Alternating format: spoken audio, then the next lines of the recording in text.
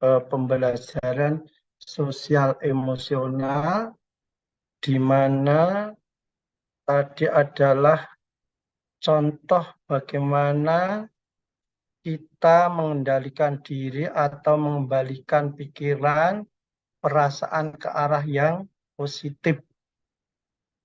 Ini langsung saja karena tadi tidak ada suaranya, videonya. Padahal di sini ada, tapi tidak bisa masuk ke situ.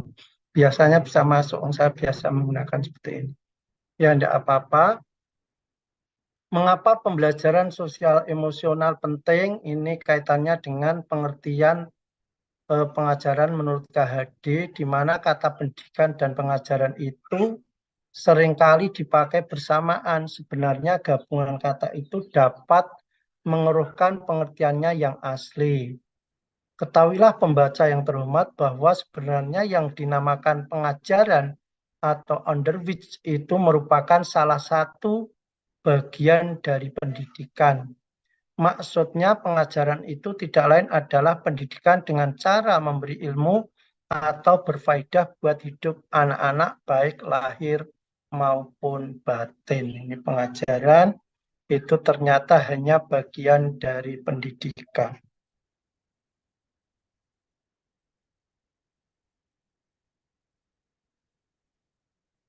Berikutnya,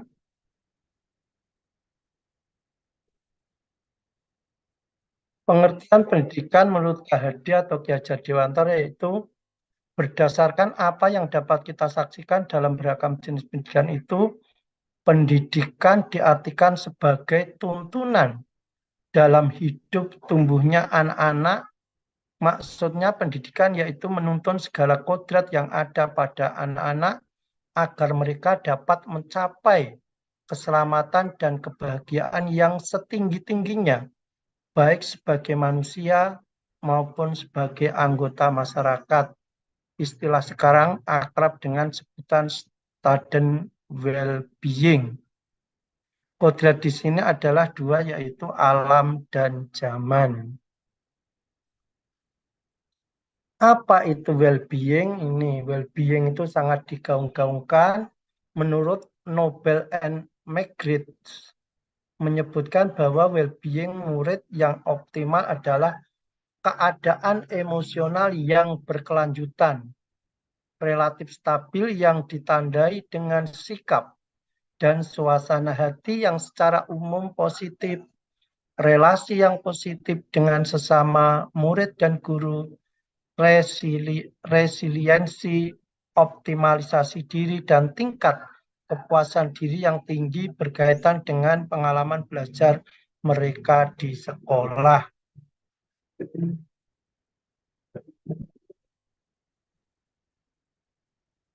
Kita lanjutkan. Ringkasnya, well-being adalah sebuah kondisi individu yang memiliki sikap yang positif terhadap diri sendiri dan orang lain, dapat membuat keputusan dan mengatur tingkah laku sendiri, dapat memenuhi kebutuhan dirinya dengan menciptakan dan mengelola lingkungan dengan baik, memiliki tujuan hidup dan membuat hidup mereka lebih bermakna, serta berusaha mengeksplorasi dan mengembangkan dirinya. Dengan kata lain diartikan sebagai kondisi nyaman, sehat, dan bahagia. Kemudian di fitur yang kedua di sini adanya penerapan disiplin positif. Pada hakikatnya sebuah lembaga sekolah itu memerlukan disiplin positif. Kadang karena sesuatu hal yang tadinya positif menjadi kurang positif, nah ini perlu pengembalian. Itulah pentingnya seorang guru menerapkan pembelajaran sosial emosional dan menguasai keterampilan sosial emosional. Di sini definisi pembelajaran sosial dan emosional adalah pembelajaran yang dilakukan secara kolaboratif oleh seluruh komunitas sekolah. Proses kolaborasi ini memungkinkan anak dan orang dewasa di sekolah memperoleh dan menerapkan pengetahuan, keterampilan dan sikap positif mengenai aspek sosial dan emosional agar dapat pertama memahami, menghayati, dan mengelola emosi atau kesadaran diri. Yang kedua, menetapkan dan mencapai tujuan positif atau pengelolaan diri, juga disebut manajemen diri. Yang ketiga, merasakan dan menunjukkan empati kepada orang lain atau kesadaran sosial. Yang keempat, membangun dan mempertahankan hubungan yang positif atau keterampilan berelasi. Dan yang kelima, membuat keputusan yang bertanggung jawab. Dalam penelitian tentang pembelajaran sosial dan emosional, yang pertama, guru yang memiliki kompetensi sosial dan emosional yang baik lebih efektif dan cenderung lebih resilient atau tangguh dan merasa nyaman di kelas karena mereka dapat bekerja lebih baik dengan murid. Jadi seorang guru yang memiliki kompetensi sosial dan emosional yang tinggi tadi, menghargai, kemudian menghadapi berbagai karakter murid yang mungkin secara umum itu dianggap sangat melelahkan, tetapi tetap memiliki ketangguhan. Yang kedua, adanya keterkaitan antara kecakapan sosial dan emosional yang diukur ketika TK dan hasil ketika dewasa di bidang pendidikan, pekerjaan, pelanggaran hukum, dan kesehatan mental.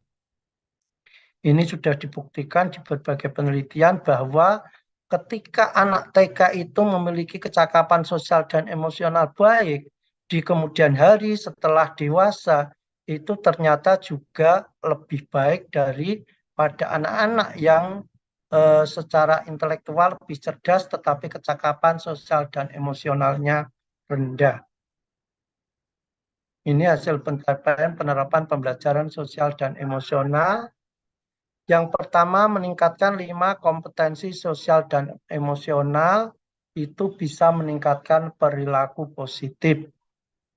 Yang kedua, lingkungan belajar yang suportif, pengurangan perilaku negatif, kemudian peningkatan sikap pada diri sendiri, respek dan toleran terhadap orang lain dan lingkungan sekolah. Ini bisa mengurangi tingkat stres dan meningkatkan performa akademik siswa. Ini penjelasan gambar dengan mencermati diagram hasil di atas, kita semakin memahami urgensi PSE, yaitu peningkatan kompetensi sosial dan emosional, terciptanya lingkungan belajar yang lebih positif, peningkatan sikap positif dan toleransi murid terhadap dirinya, orang lain, dan lingkungan sekolah. Selain itu, PSE di kelas terbukti dapat menghasilkan pencapaian akademik yang lebih baik. PSE memberikan fondasi yang kuat bagi murid untuk dapat sukses dalam berbagai area kehidupan mereka di luar akademik, termasuk kesejahteraan psikologis atau well-being secara optimal. Ini pembelajaran sosial emosional kolaboratif seluruh komunitas sekolah atau CASE. Nah, ini adalah Collaborative of Academic Social Emotional Learning. Siapa saja di situ, ada keluarga, ada sekolah, ada kelas. Yang di dalamnya social emotional learning itu misalnya pembelajaran di dalam kelas, kemudian untuk tingkat sekolah budaya praktek dan kebijakan sekolah, kemudian untuk keluarga kemitraan yang otentik, dan untuk komunitas di luar itu yang lebih luas adalah kesempatan belajar yang selaras. Ini yang pertama penjelasan dari diagram tadi, penciptaan lingkungan belajar yang tepat serta terkoordinasi untuk meningkatkan pembelajaran akademik, sosial, dan emosional semua murid. Yang kedua, kemitraan kerjasama sekolah, keluarga, komunitas untuk membentuk lingkungan belajar dan pengalaman yang bercirikan hubungan atau relasi yang saling mempercayai dan berkolaborasi. Yang ketiga, kurikulum dan pembelajaran yang jelas dan bermakna dan evaluasi secara berkala. Ini 5 kompetensi sosial dan emosional tadi. Di atas yaitu kesadaran diri, manajemen diri atau pengelolaan diri, kesadaran sosial, keterampilan berelasi, yang kelima pengambilan keputusan yang bertanggung jawab. Ini komponen kesadaran diri ada dapat menggabungkan identitas pribadi dan identitas sosial, mengidentifikasi kekuatan aset diri dan budaya, mengidentifikasi emosi-emosi dalam diri, menunjukkan integritas dan kejujuran, dapat menghubungkan perasaan, pikiran, dan nilai-nilai, menguji dan mempertimbangkan prasangka dan bias, memupuk efikasi diri, memiliki pola pikir bertumbuh, mengembangkan minat, dan menetapkan arah tujuan hidup. Komponen manajemen diri itu bisa mengelola emosi diri, mengidentifikasi dan menggunakan strategi-strategi pengelolaan stres, menunjukkan disiplin dan motivasi diri, merancang tujuan pribadi dan bersama, menggunakan keterampilan merancang dan mengorganisir, memperlihatkan keberanian untuk mengambil inisiatif, mendemonstrasikan kendali diri dan dalam kelompok. 3, kesadaran sosial itu hubungannya dengan orang lain. Yang pertama, mempertimbangkan pandangan atau pemikiran orang lain, mengakui kemampuan atau kekuatan orang lain, mendemonstrasikan empati dan rasa welas kasih, menunjukkan kepedulian atas perasaan orang lain, memahami dan mengekspresikan rasa syukur, kemudian mengidentifikasi ragam norma sosial termasuk dengan norma-norma yang menunjukkan ketidakadilan. Yang keempat, keterampilan berelasi di sini. Yang pertama, berkomunikasi dengan efektif, mengembangkan relasi hubungan positif, memperlihatkan kompetensi kebudayaan, mempraktekkan kerjasama tim dan pemecahan masalah secara kolaboratif, dapat melawan tekanan sosial yang negatif, menunjukkan sikap kepemimpinan dalam kelompok, mencari dan menawarkan bantuan apabila membutuhkan, turut membela hak-hak orang lain. Dan yang terakhir, pengambilan keputusan bertanggung jawab, itu rinciannya yaitu menunjukkan rasa ingin tahu dan keterbukaan pikiran, mengidentifikasi, mengenal solusi dari masalah pribadi dan sosial, berlatih membuat keputusan beralasan atau masuk akal setelah menganalisis informasi, data, dan fakta, mengantisipasi dan mengevaluasi konsekuensi-konsekuensi dari tindakannya, menyadari bahwa keterampilan berpikir kritis sangat berguna bagi baik di dalam maupun di luar lingkungan sekolah, merefleksikan peran seseorang dalam memperkenalkan kesejahteraan psikologis atau well-being diri sendiri, keluarga, dan komunitas, mengevaluasi dampak pengaruh dari seseorang, hubungan interpersonal, komunitas, dan kelembagaan.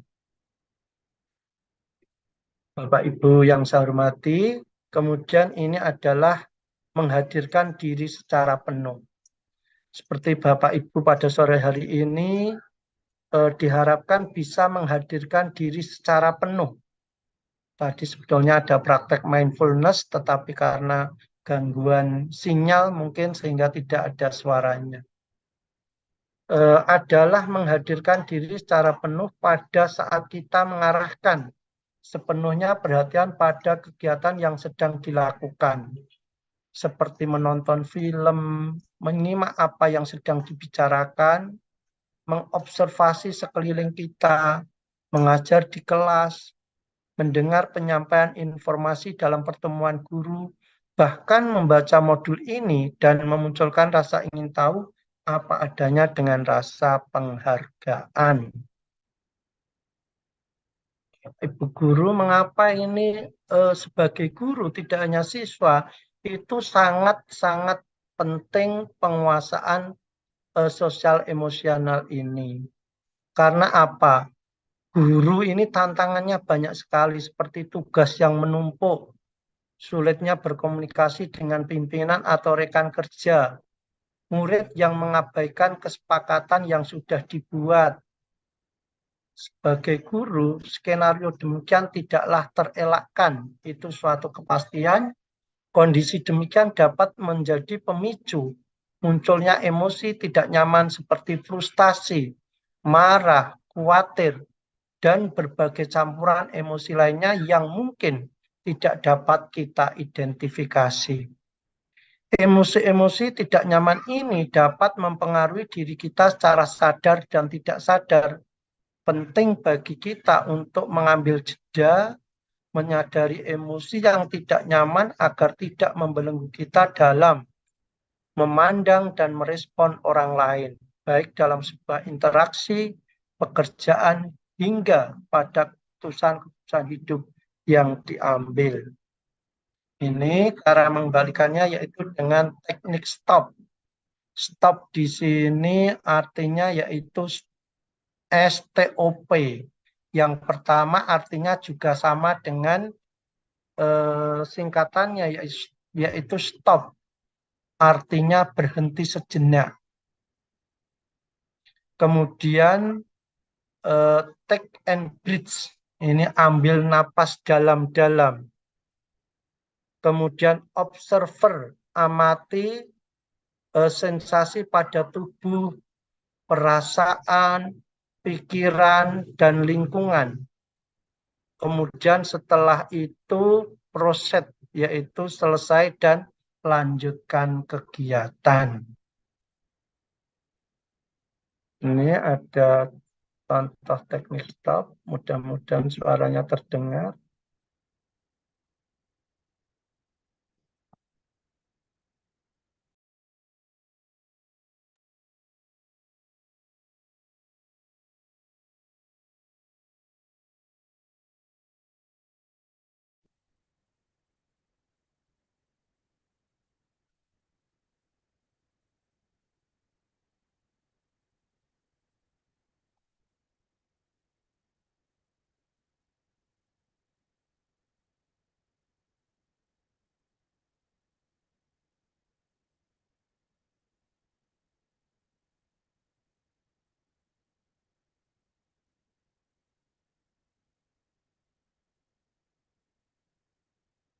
Suaranya ada Bapak Ibu?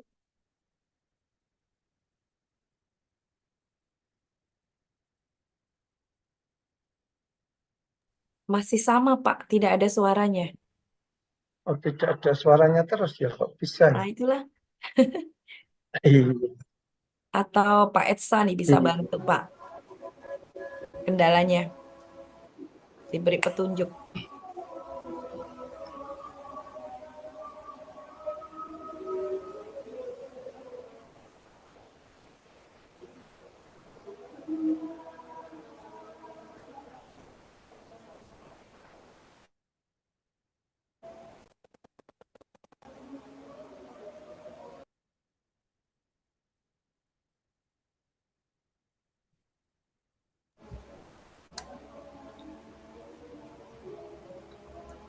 Mungkin untuk videonya bisa dikirim ke Bu Yuti, Pak Widodo, nanti saya sematkan di sertifikatnya sekalian. Biar bisa dipelajari teman-teman yang lain mungkin nanti.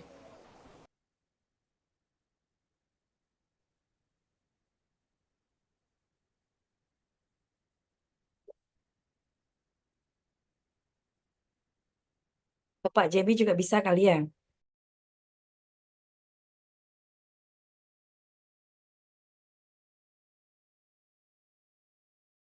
Gimana Ibu?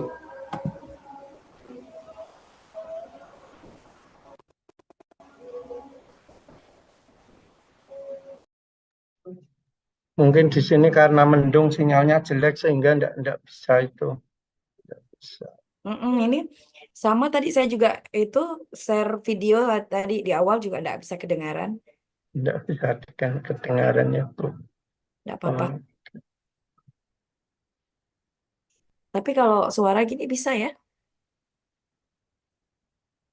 Atau nanti kita lanjut lagi yang ini, Pak.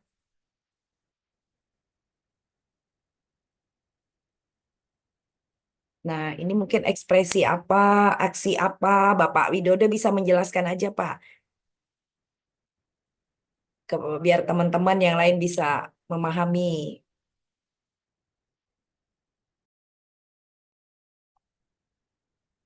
Sepertinya ini teknik dari stop tadi ya, Pak ya. Stop, kemudian relax, menarik napas panjang untuk menenangkan diri.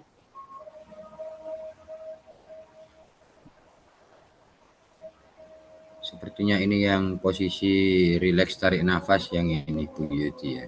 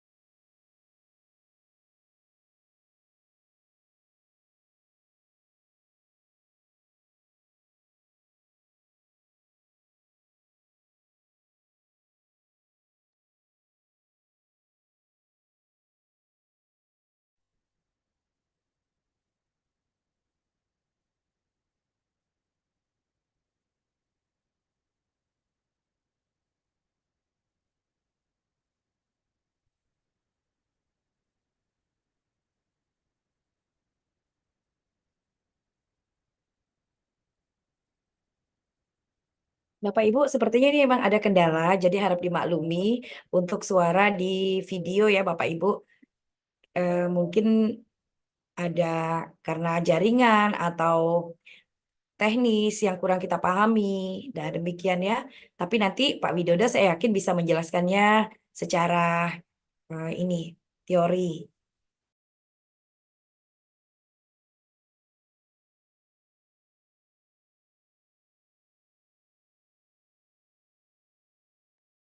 Pak Wid,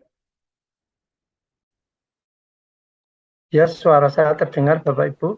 ya kedengaran. Dilanjut aja Pak. Dengar Pak Dijelaskan aja Widodo. per slide. Karena tadi ada gangguan sinyal mungkin, sehingga memang tidak bisa terdengar suaranya. Yang jelas itu teknik stop itu di YouTube sudah banyak, tetapi ini hanya untuk istilahnya agar kita tahu teknik stop itu seperti apa. Kadang emosi-emosi yang menumpuk, ada anak atau murid yang bandel, kemudian ada masalah birokrasi, mungkin mengurus kenaikan tingkat dan lain-lain itu karena bisa menimbulkan tekanan mental pada diri kita, Bapak Ibu. Oleh karena itu, kadang kita memang harus berhenti sejenak. Itu dalam teori PSE, berhenti sejenak, kemudian kita bisa mengatur napas, bisa memperhatikan napas dalam-dalam. Bahkan ini murid-murid di kelas 1 itu tempat saya itu gurunya biasa berlatih seperti itu. Kalau ramenya sudah tidak bisa dikendalikan, ayo semua duduk stop, langsung duduk, kemudian semua memejamkan mata, kemudian menghirup napas dalam-dalam.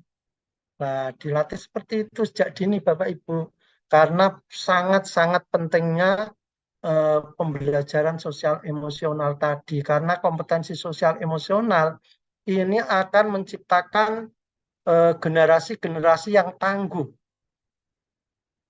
Makanya ini sangat penting, bahkan kalau hanya sekedar intelektual Bapak Ibu, sekarang ini sudah zamannya teknologi IA. Itu kita mau menggambar apa saja tinggal perintah juga bisa. Bahkan ketika kita mengerjakan soal-soal sulit itu di sana juga dibantu. Oleh karena itu, kalau yang kaitannya dengan intelektual itu lebih banyak kemudahan di zaman sekarang. Tetapi kaitannya dengan emosional dan sosial ini yang perlu betul-betul dipupuk dari awal, Bapak Ibu. Sehingga nanti generasi ke depan itu akan lebih tangguh. Termasuk gurunya. Ini kalau terbiasa mempraktekkan stop, nanti juga akan menjadi guru yang betul-betul tenang menghadapi segala situasi. Itu. Ini video-videonya tidak terdengar, tidak saya praktekkan. Ini contoh RPP penerapan. Tadi penerapannya itu tiga. Ada tiga. Yang pertama itu bisa secara eksplisit. Eksplisit itu berarti memang ada waktu khusus dalam menerapkan teknik pembelajaran sosial emosional ini. Kemudian yang kedua bisa terintegrasi dengan kurikulum pembelajaran, bisa dalam bentuk modul atau RPP. Misalnya melatih kerjasama, itu berarti keterampilan sosial dan keterampilan berelasi. Di sana ada keterampilan berelasi. Kemudian juga keputusan bertanggung jawab, itu juga bisa dari sana Bapak Ibu. Ini sebetulnya ada video lagi, yaitu tentang pembelajaran sosial emosional, penerapannya di dalam kelas sejak dini. Di mana murid itu ketika akan masuk kelas, itu di dekat pintu itu ada semacam banner tanda emoji Bapak Ibu. Dari rasa senang, rasa bingung, kemudian rasa sedih, juga rasa cinta Bapak Ibu ada 4. Bapak Ibu boleh juga menambahi. Jadi ketika anak masuk kelas, begitu setelah berbaris, masuk kelas, itu nanti yang di plek itu yang mana? Apakah rasa senang, apakah rasa bingung yang di kepala ada tanda bulatan biru, atau rasa sedih yang ada gambar tetesan air mata, atau rasa cinta yang gambar waru warna merah itu Bapak Ibu. Itu guru betul-betul memperhatikan. Kemudian nanti setelah pulang itu suruh ngeplek lagi Bapak Ibu. Tadi yang diplek mana? Jangan-jangan murid ketika masuk itu mengeplek rasa senang tapi ketika pulang mengeplek rasa sedih. Lah kalau murid itu berulang-ulang 2 atau 3 kali, guru betul-betul harus menanya, mengapa kamu mengeplek rasa sedih? Apakah iseng atau memang mewakili emosi karena pembelajaran yang dilaksanakan guru tidak menarik secara eh, pikiran mereka dan hati mereka. Nah ini pentingnya guru mengetahui sosial emosional anak. Karena apa? Ketika sosial emosional, terutama emosional, rasa sedih, rasa senang, ini tidak dimiliki anak, tentu akan mempengaruhi hasil belajarnya di dalam kelas juga, Bapak Ibu. Ini Bapak Ibu bisa memperhatikan dari hal-hal sepele. Ini mau saya putar lagi, nanti juga suaranya kelihatannya tidak terdengar. Coba saya putar ya, tidak ada suaranya, tidak apa-apa. Ini hanya pendek sekali, ini TikTok.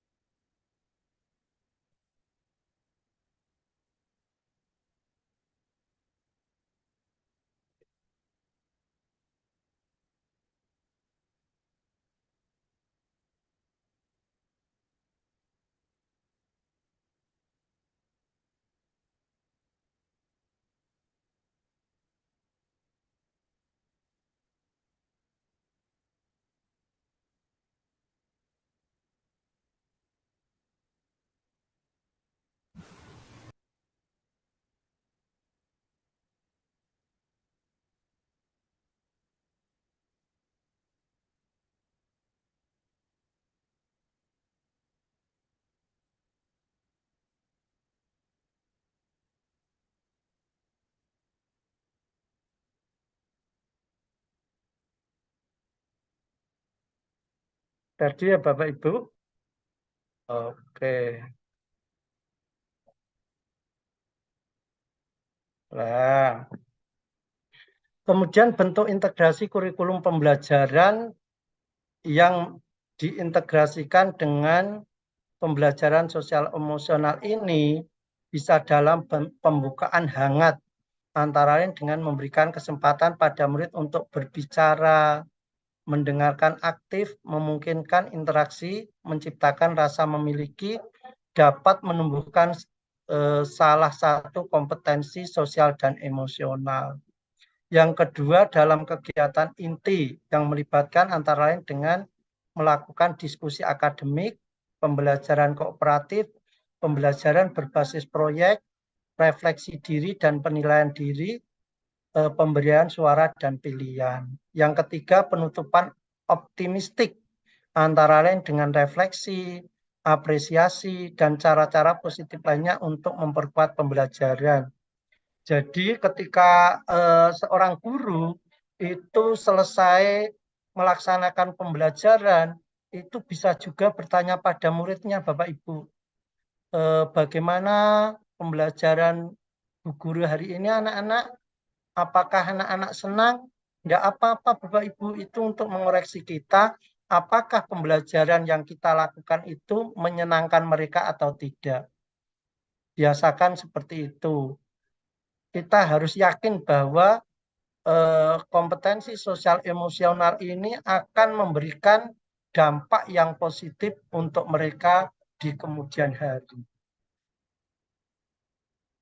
Berikutnya yaitu menciptakan iklim kelas dan budaya sekolah. Nah, ini.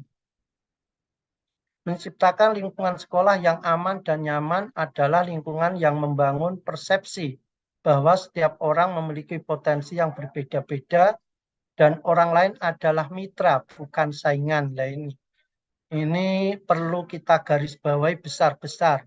Orang lain adalah mitra, bukan saingan. Karena kalau sudah saingan, ini sudah negative thinking. Berikutnya, tugas pendidik adalah membantu anak-anak menemukan jati diri dan mengembangkan potensinya. Persepsi tersebut akan mendorong kentalnya kolaborasi antar murid, guru maupun orang tua. Orang tua akan ikut mendukung teman-teman anaknya karena tidak dilihat sebagai saingan anaknya. Guru-guru menjadi lebih produktif dan suportif, saling mendorong rekan sejawat untuk mengembangkan diri. Ini ada video lagi. Video 3. Ya, itu Pak. 5 aspek. 5 aspek.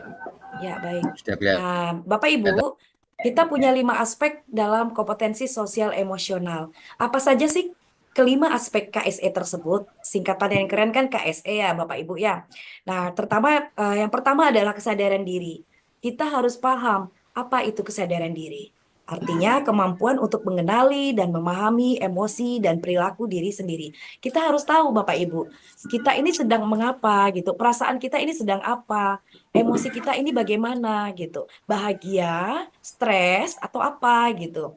Nah, ini kita harus tahu, jangan sampai emosional kita tidak tahu. Kita lagi marah, kesadaran diri kita, lalu kita ke sekolah, kita masuk kelas, kita akhirnya melampiaskan itu semua kepada anak didik kita.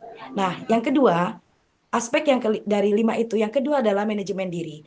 Kemampuan untuk mengelola emosi, menahan diri dari reaksi impulsif, dan mengendalikan perasaan negatif. Nah, ini tadi bersambungan dengan yang pertama, kesadaran diri. Artinya kita harus profesional Bapak Ibu sebagai guru. Ketika kita punya permasalahan di rumah tangga, dengan anak, dengan suami atau istri, biasakan untuk tidak bawa hal-hal negatif atau hal-hal perasaan yang buruk itu ke dalam kelas. Kasihan kan anak-anak kita, apalagi nanti ketika mereka tidak bisa mengerjakan tugas. Nah, melihat berpapasan di koridor dengan siswa, kita membawa muka perasaan yang tidak enak dari rumah. Pasti kita jengkel, melihat sedikit tingkah atau muka siswa, kita langsung, sini, misalnya ya. ngapain kamu tadi senyum-senyum sama ibu atau sama bapak? Padahal anak itu memang tulis senyumnya sama kita. Tapi karena bawaan manajemen diri kita tidak terkontrol, maka emosi kita tidak bisa mengelola emosi dan menahan diri dari reaksi tersebut, reaksi impulsif. Akhirnya mengendalikan perasaan negatif itu kita susah. Nah, yang ketiga adalah kesadaran sosial, di mana adalah kemampuan untuk memahami dan menghargai perbedaan antara diri sendiri dan orang lain, serta memahami norma sosial yang berlaku dalam masyarakat. Artinya begini Bapak Ibu, bagaimana sih kemampuan kita sebagai guru atau orang lain untuk memahami dan menghargai perbedaan? Ketika kita di dalam kantor atau di sekolah atau di mana saja di dalam masyarakat atau kita berbicara di lingkup kecil ya, atau dengan anak-anak murid, kita harus bisa menghargai perbedaan perasaan mereka, kemampuan kita. Kita sebagai guru harus bisa mempunyai kemampuan untuk memahami itu dan menghargai perbedaan antara diri sendiri dan orang lain. Artinya perbedaan-perbedaan itu selain dari sosial, ekonomi gitu kan. Nah, kita harus bisa itu kita ajarkan kepada anak didik kita. Jangan sampai kita banyak teorinya ke siswa, tapi kita sendiri banyak mengecap orang lain, menjustis orang lain, menjustis siswa. Akhirnya siswa bingung mana yang akan ditiru, mana yang akan dipelajari, ini teori mana gitu kan, karena kita sebagai guru tidak bisa tampil dengan perfect mencontohkan hal yang baik di depan siswanya. Nah, kemudian yang keempat adalah keterampilan berelasi. Apa itu keterampilan berelasi? Kemampuan untuk membangun hubungan yang sehat, saling mendukung, dan positif dengan orang lain. Artinya kemampuan untuk membangun hubungan. Bisa tidak seorang guru itu menjalin komunikasi dengan orang lain, bersilaturahmi dengan teman sekantornya. Jangan hanya, mungkin ada juga guru kalau di sekolah-sekolah besar, kalau sekolah kecil mungkin hanya 5-6 orang bisa lah, jarang terjadi. Kalau di sekolah-sekolah besar ada geng-geng, guru-guru yang berkelompok. Ini yang membangun hubungan yang tidak sehat akhirnya. Akhirnya kelompok yang A, guru A menceritakan yang kejelekan captionnya, misalnya ya. Nah, kelompok yang B menjelekkan kelompok yang A. Ih, tadi ibu itu gaya berjalannya aja seperti ini. Guys, mohon coba di mute suaranya. Nah, kemudian sebentar. Pak, tolong Pak. Ini sekolah mana ini? Baru pulang ya sore-sore. Pak Etsa. Waalaikumsalam. Nah, baik, lanjut ya. Kemampuan berelasi tadi. Mampu tidak seorang guru itu membangun komunikasi kepada kawan-kawan gurunya atau kepada siswa-siswanya? Perlu Bapak Ibu membangun komunikasi yang positif dengan orang lain. Bin, Bu, kayaknya suaranya tabrakan, Bu. Ini mana nih? Tolong Pak Etsa. Bisa Pak Jemi, tolong Pak Jemi. Bisa dari Koko bisa, Bu. Iya. Itu saking banyaknya, ini dari mana sumbernya? Saya harus scroll ke bawah. Saking banyaknya slide-nya. Hostnya unmute kan, Bu. Hostnya tuh, unmute kan pesertanya, Bu. Oh iya. Dari co-hostnya aja bisa, Bu. Dari hostnya, Bu. Nah, iklannya banyak yang lewat ini. Malah asik, Bu. Ini iklannya ya Tuhan. Ya udah, mohon maaf Bapak Ibu, kita santai, tapi kita sambil belajar ya. Nah, kemudian saya ulangi yang nomor 4 tadi, kemampuan seorang guru Bapak Ibu membangun komunikasi, membangun komunikasi yang positif, silaturahmi dengan teman-teman sejawatnya. Kemudian bagaimana sih kemampuan guru itu, mampu tidak guru itu juga berkomunikasi yang baik dengan siswanya. Ini sangat, kita kan pernah jadi siswa ya Bapak Ibu, dan kita masih ingat tuh guru mana yang ramah, yang baik dengan kita. Nah, ketika kita menjadi seorang guru, menjadi seorang kepala sekolah, hal itu harus kita ingat dan kita kembalikan. Nah, kita kembalikan, kita terapkan lagi kepada kita yang menjadi itu role modelnya. Jangan sampai ketika mereka dewasa, ketika mereka menjadi generasi tumbuh, akhirnya mereka mengulangi hal yang sama, kebodohan, kelalaian seperti kita. Nah, jangan sampai seperti itu.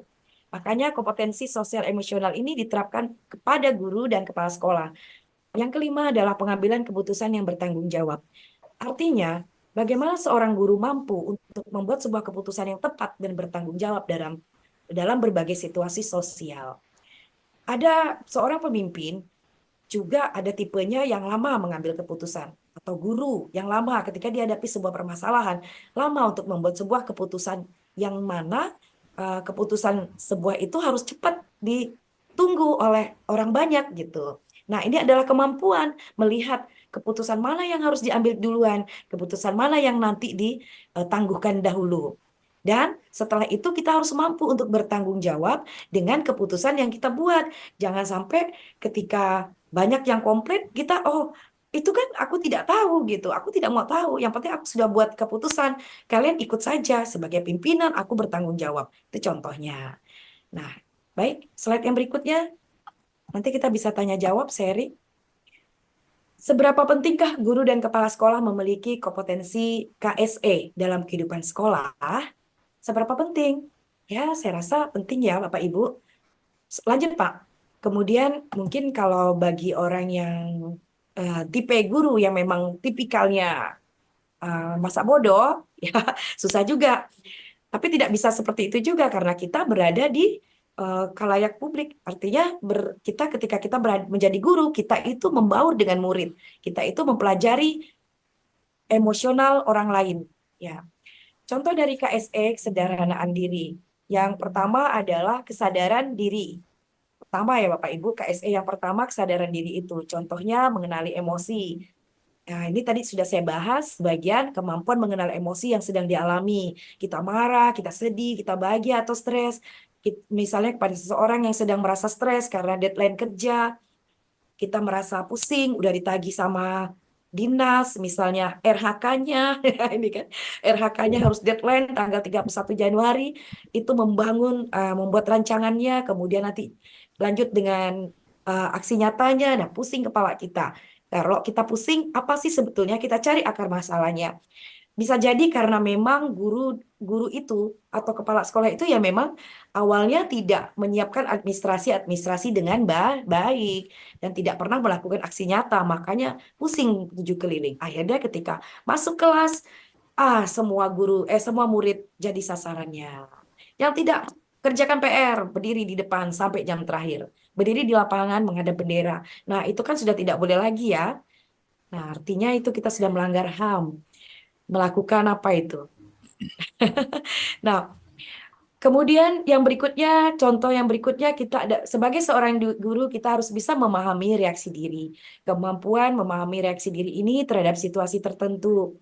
Seperti apakah dirinya cenderung bersikap defensif atau cenderung agresif dalam situasi konflik.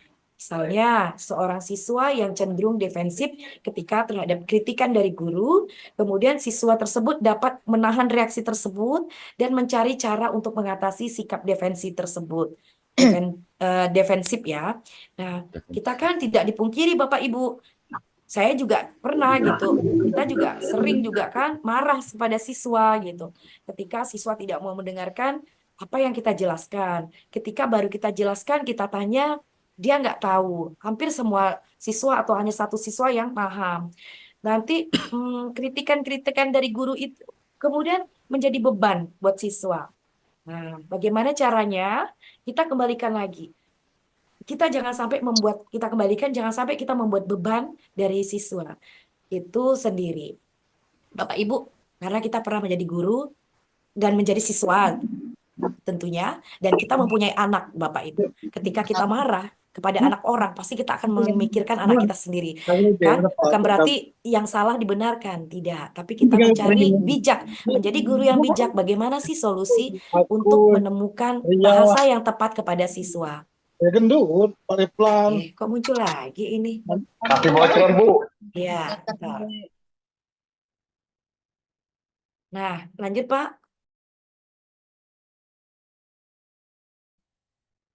Lanjut Pak. Nah, ini ada kesadaran diri lagi sambungannya. Menilai kekuatan dan kelemahan diri. Apa sih, Mbak? Satu lagi Pak, balik Pak. Balik ke mundur. Nah, ini menilai kekuatan dan kelemahan diri. Di mana kemampuan menilai kekuatan dan kelemahan dirinya. Misalnya seorang siswa dapat menilai kekuatan dirinya dalam bidang akademik, seperti matematika atau bahasa Inggris, dan juga menilai kelemahan dirinya dalam bidang-bidang tertentu seperti olahraga atau seni. Jadi, kita berusaha membimbing, mengarahkan siswa, kemampuan-kemampuan yang ada, nilainya pada siswa tersebut. Jangan kita mengarahkan, Bapak Ibu. Ketika anak memang hobinya ini bermain bola atau apa, kita arahkan mana kegiatan ekstra yang cocok dipilih oleh anak tersebut. Dan kemampuan dia di bidang pembelajaran, kita juga harus membimbing. Ya memang gitu tugas kita ya Bapak Ibu. Memang harus berat ya menjadi seorang guru. Tapi kalau dinikmati, dijalani dengan ikhlas, semuanya enjoy dan enak saja gitu. Kemudian menjaga keseimbangan emosi. Menjaga keseimbangan emosi adalah kemampuan di mana keseimbangan emosi dan tidak terlalu terbawa suasana. Misalnya, di sini saya tulis seorang karyawan yang tidak terlalu terbawa suasana dan dia tetap tenang dalam situasi kantor yang sedang penuh tekanan atau konflik. Barangkali ini seperti gini contohnya. Suasana kantor yang kurang nyaman, misalnya seorang kepala sekolahnya agak galau karena operasional dana bosnya begini, kurang cukup misalnya ya. Kemudian tuntutan, literasi, hasil rapot ANBK anaknya, rapot mutu pendidikannya kemarin rendah. Nah kan dia agak marah-marah, ini kenapa nih gurunya nih, gitu kan. Yang bagian matematika numerasinya kurang menunjang, yang bahasa Indonesia literasi dan sebagainya. Nah galau kan.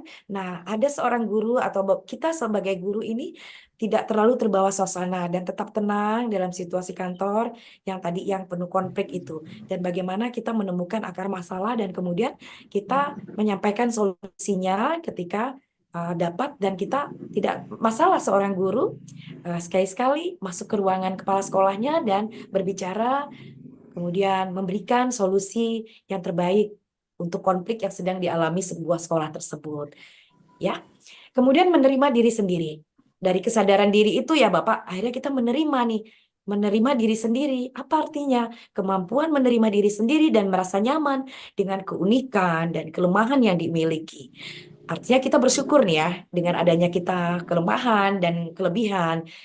Seseorang siswa misalnya dengan keterbatasan fisik, ini contohnya siswa, mampu menerima dirinya dan tidak merasa inferior atau rendah diri dibandingkan dengan teman-temannya yang sehat. Ini banyak, ada beberapa sekolah, bahkan seperti sekolah saya juga dulu setahun yang lalu, misalnya pasti ada juga di sekolah Bapak ya, yang sekolah siswa yang inklusif ya. Nah, kemudian dia tidak merasa minder. Sebenarnya tidak merasa minder itu juga harus didukung oleh gurunya yang profesional. Gurunya yang harus memberikan kekuatan, kemampuan, itu tadi menerima diri sendiri dan merasa nyaman dengan keunikan dan kelemahan yang dimiliki oleh seseorang. Karena seseorang itu pasti memiliki kelebihan dan kelemahannya, walaupun dalam keterbatasan fisik dan mentalnya. Baik, lanjut Pak. Slide selanjutnya Pak Jem. Ya, kemudian KSE kemampuan kompetensi sosial emosional yang selanjutnya adalah manajemen diri Bapak Ibu. Yang pertama kemampuan mengatur waktu, kemampuan untuk membuat jadwal. Mampu tidak seorang guru itu membuat jadwal sekolah, kemudian mengatur prioritas, memanfaatkan waktu dengan efektif sehingga dapat menyelesaikan tugas-tugas dengan tepat waktu. Artinya begini, dia ada seorang guru atau beberapa guru yang ditugaskan menjadi bagian kurikulum, kemudian bagian operator dapodik, wali kelas dan sebagainya, kesiswaan, tapi dia mampu untuk menyelesaikan tugas-tugasnya tepat waktu, laporannya ya. Nah, itu contohnya kemampuan yang guru miliki, yaitu di bidang manajemen diri. Apakah Bapak Ibu sudah memiliki itu? Dan yang berikutnya adalah kemampuan mengatur emosi. Kemampuan untuk mengenali dan mengendalikan emosi, menahan diri dari reaksi impulsif, itu tadi ya mengelola emosi yang negatif. Nah, ini tadi sudah saya jelaskan, kemampuan mengendalikan emosi. Yang berikutnya, kemampuan mengatur perilaku. Kemampuan untuk mengendalikan perilaku, menahan diri dari tindakan yang tidak diinginkan, dan menjaga diri agar tidak melanggar aturan atau etika.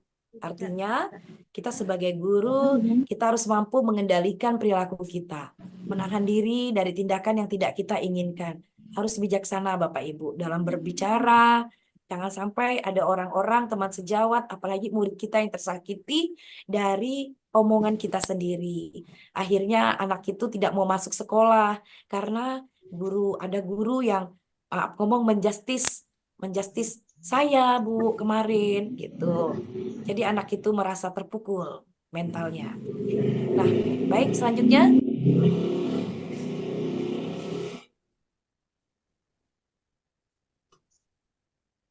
Selanjutnya, kemampuan mengatur diri sendiri. Kemampuan untuk mengambil keputusan yang tepat, berpikir kritis, dan mengambil tindakan yang sesuai dengan tujuan yang diinginkan. Nah, ini tadi kemampuan untuk mengambil keputusan yang tepat ya, berpikir kritis. Itu sama dengan yang saya bilangkan tadi, yang katakan tadi, seorang guru harus dapat mengambil keputusan dan bertanggung jawab keputusan apa yang harus diambil tepat, cepat, dan tepat gitu untuk kebersamaan tujuannya. Nah, keputusan apa yang harus ditangguhkan dulu. Nah, demikian. Kemampuan mengelola stres. Mampu tidak seorang guru kemampuan untuk mengelola stres dan tekanan dengan cara mengambil waktu untuk bersantai.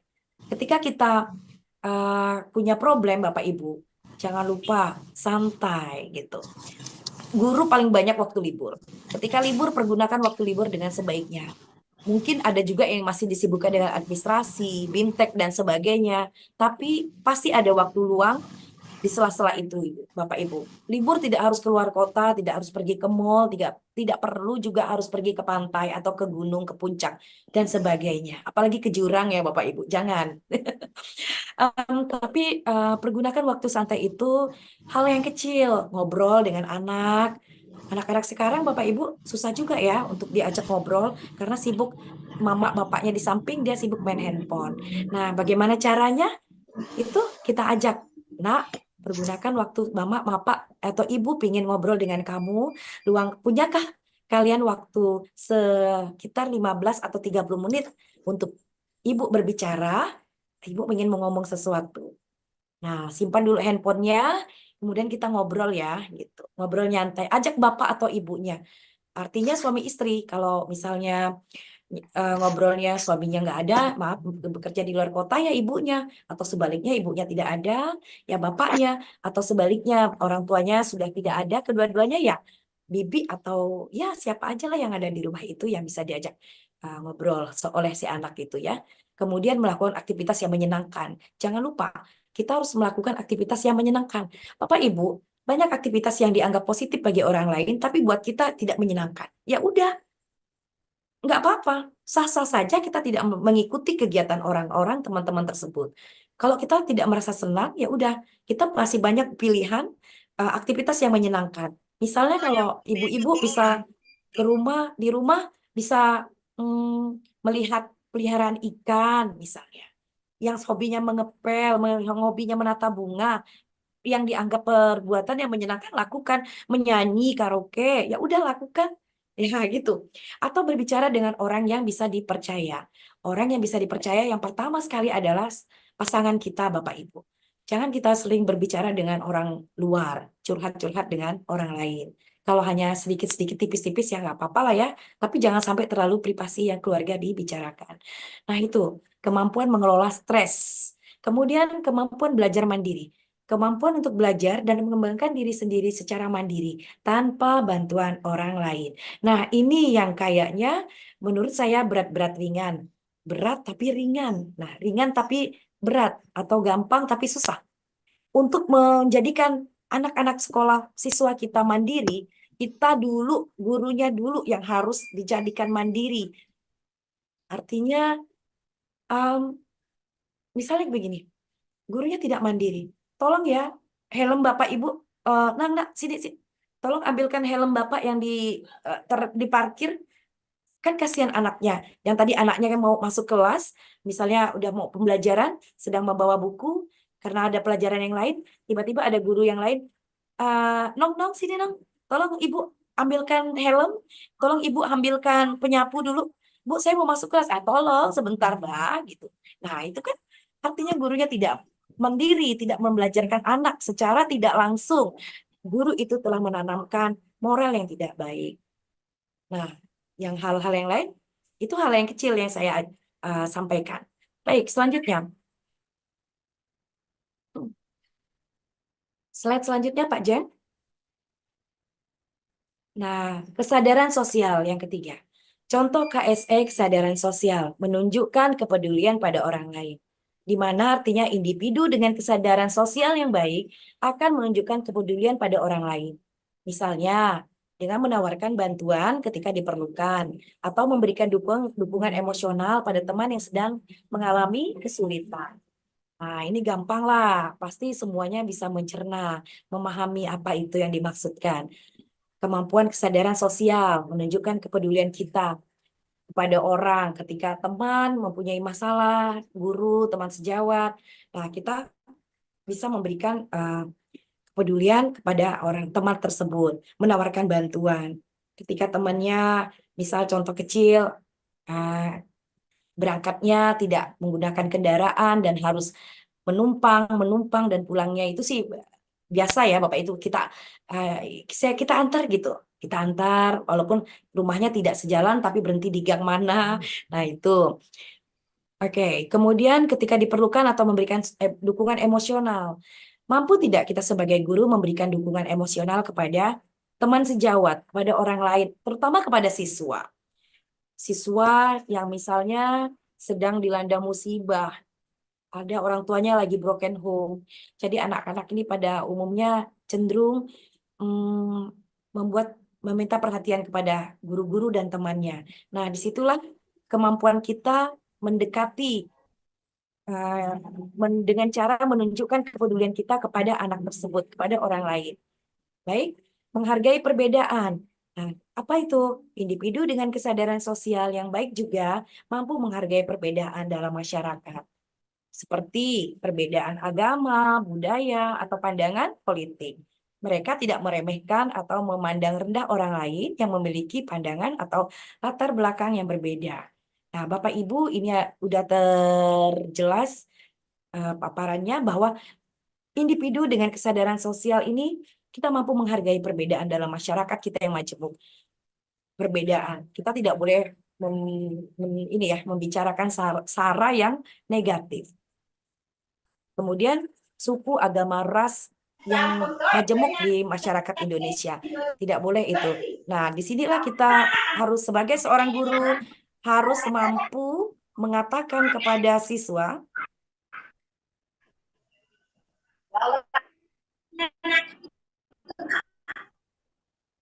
mau ya. Nggak mau ya. Dan kita sebagai guru harus mampu memberikan contoh kepada siswa kita bahwa kita hidup dalam masyarakat yang majemuk, tidak boleh berbicara sara yang negatif, kemudian tidak boleh meremehkan orang lain dari pandangan itu, atau juga kita tidak dari pandangan politik, apalagi ini tahun-tahun politik, tidak boleh kita sebagai guru, kepala sekolah, kita ajarkan kepada siswa menjelek-jelekkan dari satu paslon, ya. Kemudian begini, begitu, dibuat meme dan sebagainya, tidak usah.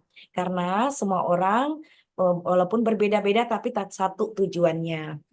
Nah, memahami dan menghargai norma sosial. Individu dengan kesadaran sosial yang baik akan memahami dan menghargai norma sosial yang berlaku dalam masyarakat. Mereka akan mengikuti aturan dan tata tertib yang berlaku, serta tidak melakukan tindakan yang merugikan orang lain atau masyarakat. Sederhana sekali Bapak Ibu. Di sini, ketika seseorang guru atau kepala sekolah sebagai pemimpin sudah bisa menghargai norma sosial dimanapun dia bertugas, dimanapun dia berada, di kumpulan manapun dia ditempatkan, insya Allah dia bisa menghargai norma-norma sosial yang berlaku dalam masyarakat. Dia tidak akan galau, dia tidak akan panik ketika dia ditempatkan di tempat yang bukan satu ras dia. Dia tidak akan menangis berteriak, tapi dia bisa memahami dan menghargai norma sosial yang berlaku dalam masyarakat tersebut. Nah, ini yang harus kita kasihkan contoh kepada, implementasikan juga kepada murid-murid kita, biar mereka melihat, oh si bapak ini tidak hanya ngomong doang, ibu ini tidak hanya perfect dalam soal penampilan, ternyata dia bisa menghargai norma sosial. Ternyata KSE-nya keren sekali. Nah, itu ya. Baik, selanjutnya Pak Jemi.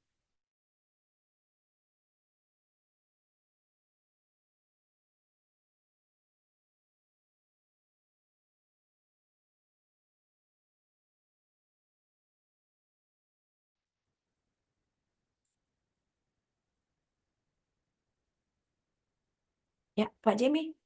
Slide berikutnya.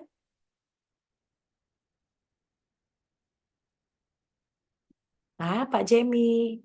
Halo, Pak Jem. Apakah Pak Jem terlempar ya?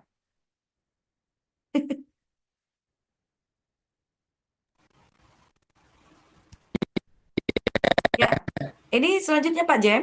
Slide kita. Pak Jemi, where are you? Itu Pak ini juga di kolom chat mencari. Putus-putus, Bu. Nah, slide yang berikutnya, Pak.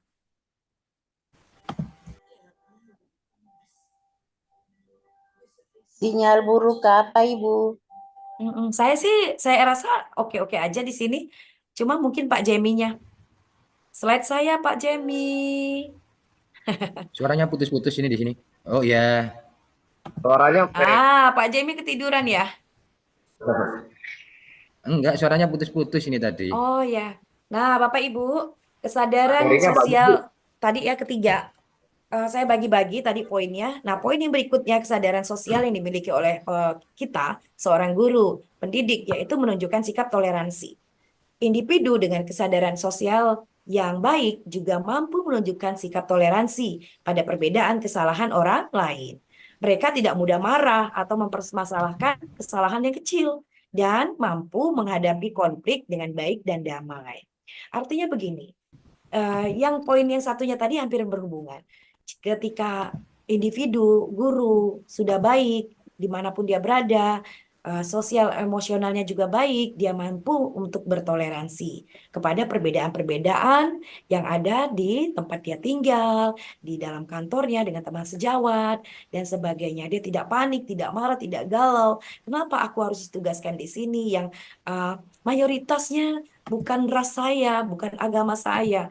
Nah, itu ya. Kemudian dia tidak mudah marah dan tidak mudah mempermasalahkan kesalahan kecil, hal-hal yang kecil. Misalnya hal-hal yang kecil itu yang terjadi di sekolahan itu misalnya apa ya? Banyak sih. Nah, gitu. Bisa jadi karena kursinya, bangkunya didudukin teman yang lain tuh di kantor ya, terus dia marah. Padahal hal itu hal kecil, hal sepele. Bisa jadi karena ibu yang atau bapak yang satu teman itu duduk karena yang mana yang enaknya dulu gitu kan, tidak selama-lamanya duduk di situ. Hal kecil akhirnya menjadi konflik. Nah, ya udah kalau gitu bawa kursi, bawa meja dari rumah masing-masing. Oke, yang selanjutnya adalah menjalin hubungan yang positif dengan orang lain. Individu, kesadaran sosial yang baik juga mampu menjalin hubungan yang positif dengan orang lain. Nah, misalnya dengan menghargai pendapat orang lain, memahami perasaan orang lain, dan kita selalu bersikap ramah dan sopan dalam berinteraksi dengan orang lain. Ini penting Bapak Ibu. Jangan kita jadi manusia angin-angin. Ketika anginnya ke barat kita bagus, ketika anginnya ke timur mulai itu, gitu kan. Atau ketika di tanggal tua mulai emosi kita naik gitu kan. Semua orang yang kita temui di jalan yang punya masalah kecil kita angkat mau kelahi terus. Ini seperti ini. Kita harus bisa memahami perasaan orang lain ketika ada orang lain yang sedang ada masalah. Ya udah mungkin kita tinggalkan dulu, jangan kita lawan, jangan kita adu argumentasi, nanti makin tambah runyam. Nah, kita harus punya juga sikap ramah Bapak Ibu sebagai guru dan sopan dengan masyarakat di lingkungan tempat sekolah kita bertugas. supaya kita bisa tetap dikenal sebagai guru dan kepala sekolah yang bisa berinteraksi dengan orang lain dimanapun kita berada. Baik, selanjutnya. Aduh, materinya menarik, tapi suaranya nggak kedengaran ya Ibu tadi itu di kolom chat. Kemudian keterampilan berelasi yang keempat. Kemampuan berkomunikasi dengan baik. Individu yang memiliki keterampilan relasi yang baik dapat berkomunikasi secara efektif dan terbuka dengan orang lain. Mereka dapat menyampaikan pesan dengan jelas, mendengarkan dengan baik, dan menunjukkan rasa hormat terhadap pandangan orang lain. Artinya begini Bapak Ibu. Ketika seorang guru individu ya di sini mampu memiliki komunikasi relasi yang baik dengan orang lain, mampu berkomunikasi secara efektif, tepat, sasaran dan gunanya, dan dia mau terbuka dengan orang lain. Terbuka ini artinya bukan menceritakan semua permasalahan pribadinya, bukan. Dia welcome ya. Mereka dapat menyampaikan pesan dengan jelas, tidak bertele-tele.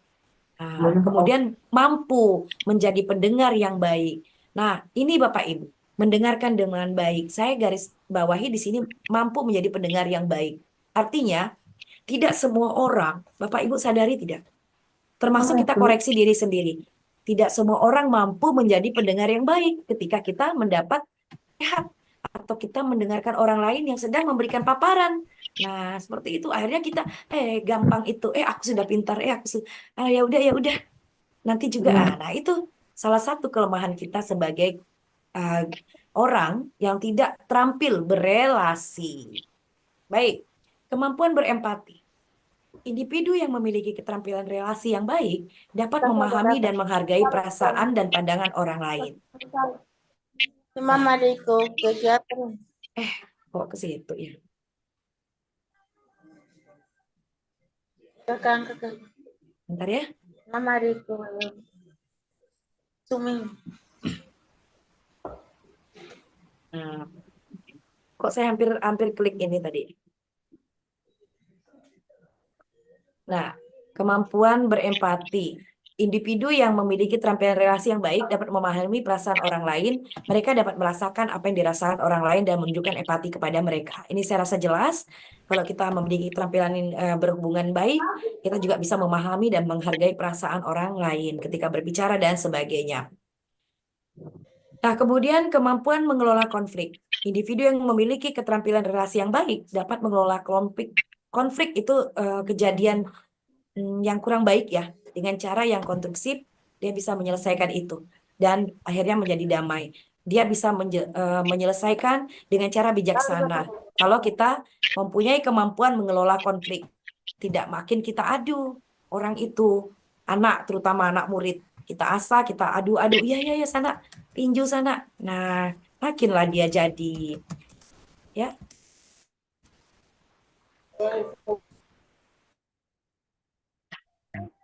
Selanjutnya, kemampuan mengelola konflik. Individu yang memiliki keterampilan relasi yang baik dapat mengelola konflik dengan cara yang, oh ya ini udah.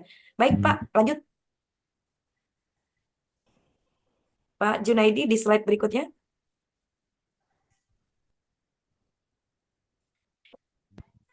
Nah, apakah kita sebagai guru mampu bekerja sama?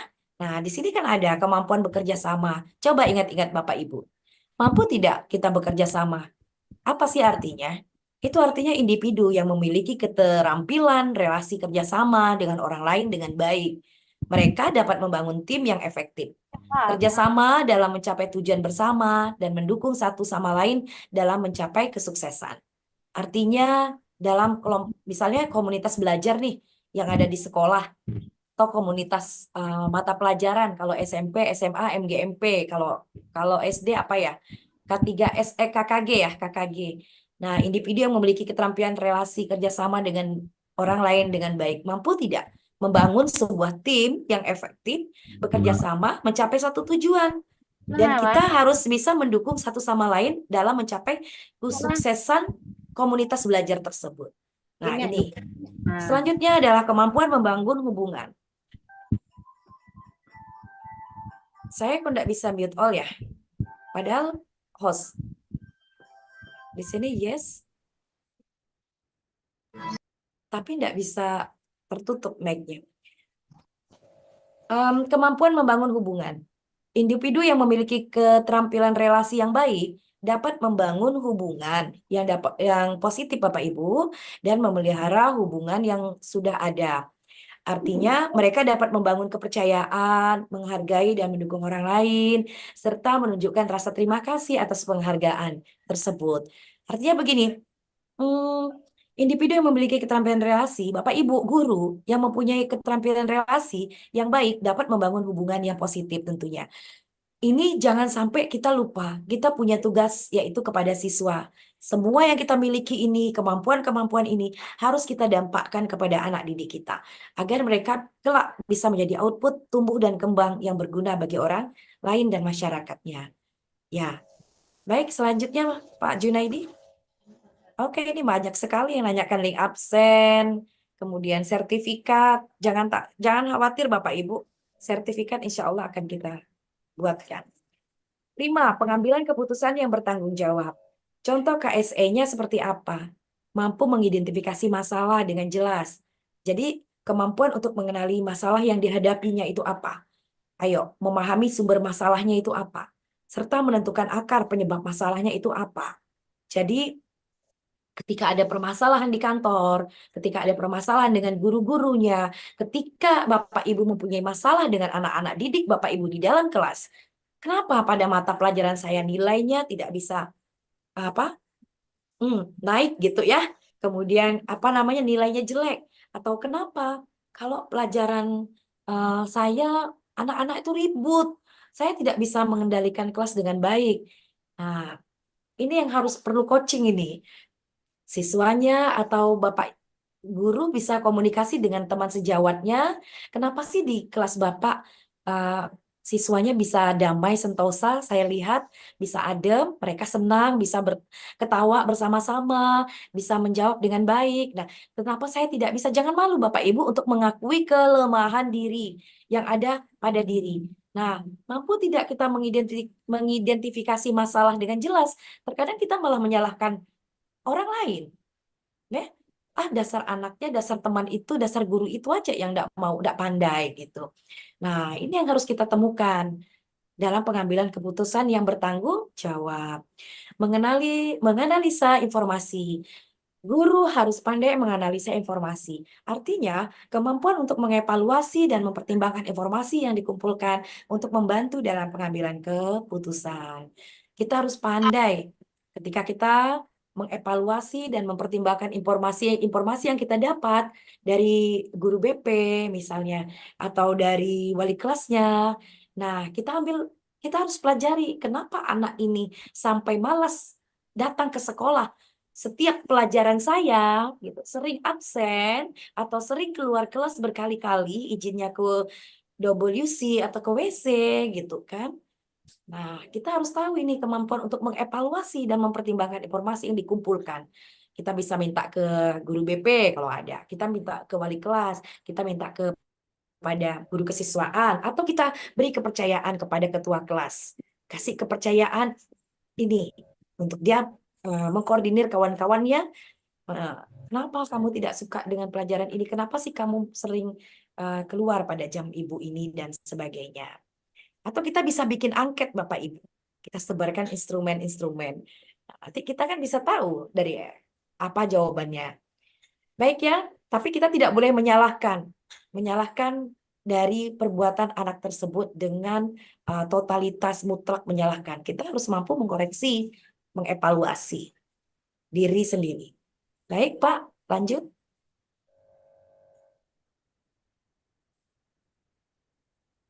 Masih di pengambilan keputusan yang bertanggung jawab, yaitu yang selanjutnya mempertimbangkan berbagai alternatif. Kemampuan untuk mempertimbangkan berbagai pilihan dan alternatif solusi yang baik untuk memecahkan masalah.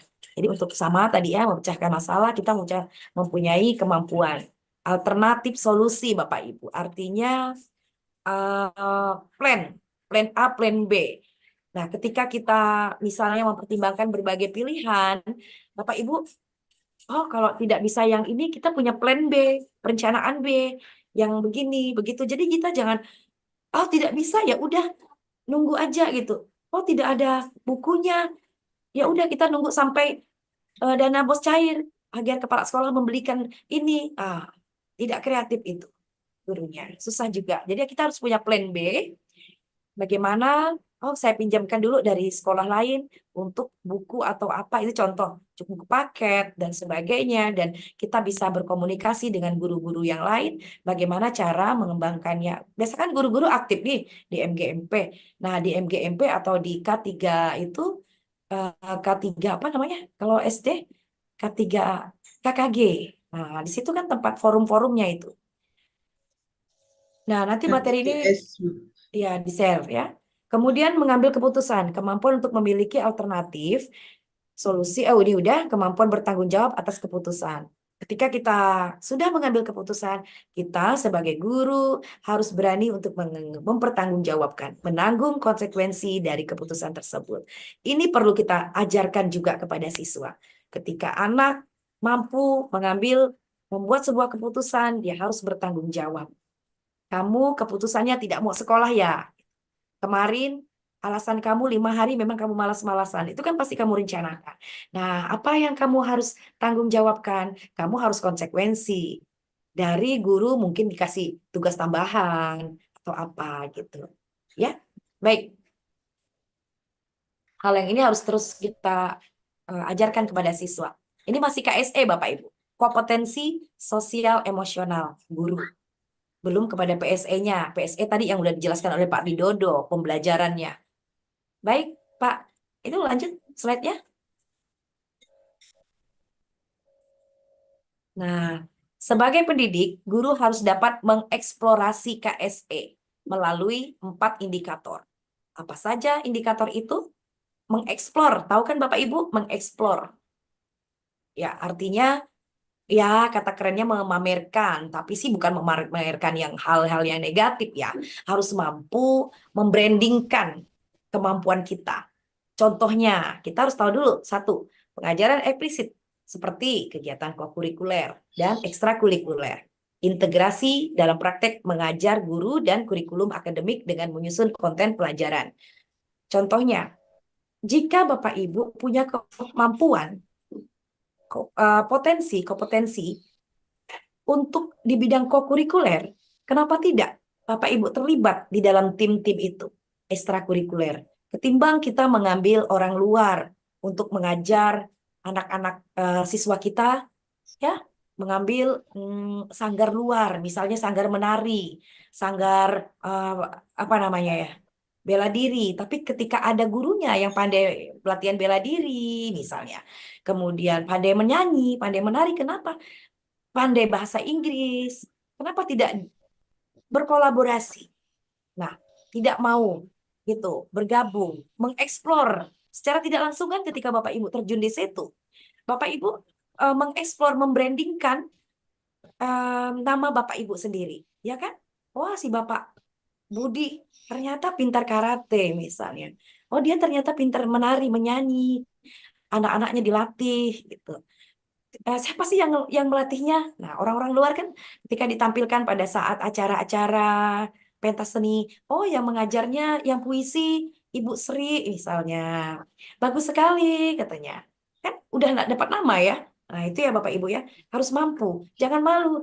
Aku sebenarnya bisa tapi aku nggak mau gitu. Tapi aku malas nggak dapat duit, nggak dapat tunjangannya, nggak ada honornya. Itu kebanyakan juga seperti itu. Aku tidak mau sibuk. Nah, seperti itu. Aku tidak mau terlibat di dalam kegiatan-kegiatan kokurikuler atau ekstrakurikuler. Atau integrasi dalam praktek mengajar guru, kolaborasi dengan teman sejawat. Kemudian dalam tim P5, saya tidak mau. Nanti waktu saya terbuang habis. Tugas saya datang mengajar, pulang, tidur. Seperti itu ya. Ada juga. Ini tidak boleh nih. Kemudian strategi pembelajaran maupun produk pembelajaran. Strategi pembelajaran maupun produk pembelajaran yang seperti apa yang akan kita ini suara motor, maaf, saya sedang zoom di beranda ya, di teras rumah, jadi seperti itu. Jadinya strategi apa pembelajaran maupun produk pembelajaran yang kita punya ketika kita mampu membuat perangkat pelajaran, strategi pembelajaran agar anak di dalam kelas tidak ribut, Bu, kita ajarkan Nah, kita melalui komunitas belajar Bapak Ibu, ini bagus ini. Angkat strategi pembelajaran melalui produk pembelajaran. Jadikan dewan gurunya itu yang mampu membuat strategi pembelajaran maupun produk pembelajaran, jadikan dia narasumber. Pesertanya siapa? Ya, kita-kita, guru-guru yang ada di dalam sekolah tersebut. Ada 5, Bu, Bapak hanya 5. Ya nggak apa-apa, 5. Itu namanya narasumber. Nanti dapat sertifikat, kepala sekolah yang tanda tangan, kepala sekolah yang meminta timnya membuat sertifikat secara luring. Unggah di RH-nya, di kinerjanya ini bisa dapat poin 8 poin ketika gurunya menjadi narasumber. Tidak harus menjadi narasumber luring seperti ini Bapak Ibu. Narasumber daring juga diakui asalkan nanti sertifikatnya ada logo komunitas, kemudian ada nomor surat, ada tanda tangan kepala sekolah dan cap sekolah. Jika belum ada cap komunitas pakai cap sekolah itu juga diakui keabsahannya. Untuk sementara ya, juknis dari Kemdikbud untuk di PMM-nya. Nah, ini bagus sekali Bapak Ibu. Strategi pembelajaran maupun produk pembelajaran. Penciptaan iklim kelas dan budaya sekolah berdasar keyakinan kelas berdasarkan nilai-nilai kebijakan. Mampu tidak kita sebagai pendidik mengeksplorasi ketika kita bisa menciptakan iklim kelas dan budaya sekolah ini yang baik, budaya sekolah dengan budaya positifnya, dengan kesepakatan kelasnya yang sangat tajir, bukan tajir ya, maksudnya keren gitu kan, anak-anaknya disiplin, berjalan, patuh tanpa tidak ada paksaan. Nah, ini kita bisa mengeksplorasi diri kita. Tanpa kita eksplorasi pun, anak-anak murid kita nanti akan bercerita, saya senang loh dengan Bapak ini ketika ada di kelas, dengan wali kelas ini, nanti ketika di akhir semester ajaran baru, kalau bisa kita dapat bapak atau ibu ini sebagai wali kelas kita karena enak gitu, kita senang, aku nggak mau dapat ibu yang begini, bapak yang begini gitu, terlalu kejam. Oke. Next, serta penguatan keterampilan sosial emosional pendidik dan selanjutnya Oke, kita harus mampu berkolaborasi ya Bapak Ibu. Keteladanan kita, proses belajar, kolaborasi dengan seluruh komunitas sekolah, itu harus kita miliki. Akhirnya penguatan keterampilan sosial emosional ini sebagai pendidik dan tenaga pendidikan akan melekat pada kita dan anak-anak murid kita akan meniru keteladanannya ini. Ya, baik. Selanjutnya Pak. Slide yang berikutnya, sabar ya, ini udah tinggal beberapa slide lagi. Apa yang dimaksud? Nah, ini ketika kita guru tadi udah melakukan, sudah mampu di kemampuan KSE, kemampuan sosial emosional, kita baru masuk ke sini Bapak Ibu. Kita pembelajarannya sosial emosional. Hal yang penting, pembelajaran ini berisi keterampilan-keterampilan yang dibutuhkan anak untuk dapat bertahan dalam masalah, sekaligus memiliki kemampuan memecahkannya.